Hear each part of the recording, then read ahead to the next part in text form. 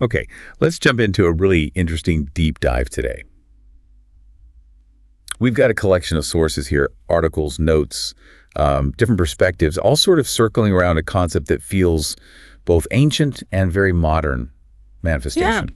that's right. And these materials, they offer a pretty specific lens on turning thoughts and intentions into, well, reality. Our mission is to really pull out the most important nuggets from this stack. Yeah. What are the key takeaways? Not just what manifestation is, but how these sources frame it, what mechanisms they suggest might be at play, and importantly, the practical steps they actually outline. Absolutely. And the premise these sources explore is pretty captivating, isn't it? This idea that we have a tangible ability to attract the outcomes we desire into our lives, and that it's not just like random chance, but a process anyone can potentially engage in. Yeah, framing it as a process, something intentional, that really changes the conversation, I think. It suggests a degree of personal agency in shaping your world. Okay, so let's unpack this then. What's the core definition of manifestation according to these sources? What's the foundational idea they're building on? Well, the central definition running through pretty much all this material is that manifestation is the process of bringing your thoughts, your beliefs, and your underlying desires into physical form. Right. It's the idea that your internal state directly influences your external reality. So it's less about just wishing for something and more about kind of becoming the state that attracts it. Precisely. The material really stresses that our thoughts and energy aren't just passive internal things. No. They're active forces that shape our experiences. It highlights this connection between, inner focus and outer results. And they're quite clear. It's not just daydreaming, are they? There's a key word they keep coming back to: alignment. Yes, that's a really critical takeaway here. Manifestation, at least as presented in these sources, isn't seen as effective if your thoughts, emotions, and actions are all pulling in different directions. Makes sense. It's about getting them aligned, all pointing towards that desired outcome. Like tuning a radio dial, maybe? Getting onto the right frequency? A bit like that, yeah. You need to be on the right wavelength, so to speak. And speaking of tuning in, these sources use a really helpful analogy, the magnet idea. Ah, the magnet. Okay, how do they use that to explain this concept? Well, the idea is pretty simple.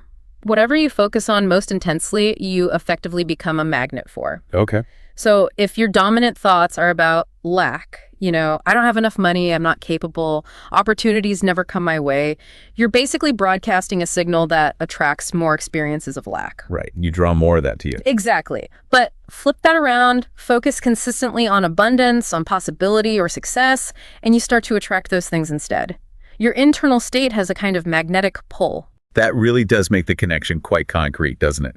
Now, this is where it gets particularly interesting for a lot of people. The sources touch on what they see as the scientific backing or principles that might explain manifestation. What sort of connections do they propose there? The material does acknowledge that manifestation often sits in the realm of the spiritual or maybe self-help, but it argues that certain concepts from neuroscience and psychology offer some potential support. Okay, so what are some of those specific connections they draw out? Well, one is the concept of neuroplasticity. The sources suggest that research shows our brains are actually much more adaptable than we used to think. Right, malleable. Yeah, they can literally rewire themselves, building and strengthening neural pathways based on repeated thoughts, experiences, and beliefs. So the more you focus on something specific, the stronger the brain connection related to it actually becomes. That's the principle they're applying here, that consistent positive or goal-oriented thinking can create new mental structures that, support those outcomes. Another concept they bring in is the reticular activating system, the RAS. Ah, the brain's filter system. Right. How do the sources connect the RAS to manifestation? Well, the source describes the RAS as essentially your brain's internal navigation system.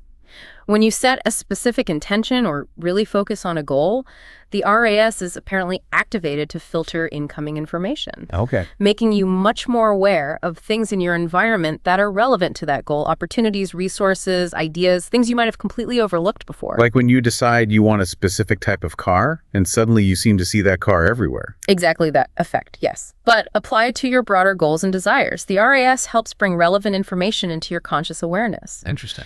And then these sources also touch on the law of attraction, linking it as popularized by works like, The Secret to Ideas, sometimes discussed in popular interpretations of quantum physics.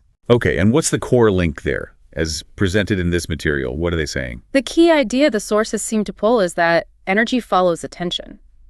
It's perhaps a more metaphorical link, suggesting that where you consistently place your mental and emotional energy, that's where things tend to develop or expand in your reality. It's fascinating how these sources try to bridge that gap, isn't it, between what feels like a mystical concept and principles from psychology or even physics, framing them all together like that? It certainly offers one possible framework, at least as presented in these specific texts, for understanding how manifestation might work beyond just pure chance or luck. All right, so moving from the what and the potential why to the how, these sources provide a very specific, quite actionable 5-step process for manifesting. Let's dive into that. What's step 1? Step 1 is absolutely foundational. Get crystal clear on what you actually want. Yeah, they really hammer home the specificity here, don't they? Vague goals just don't cut it.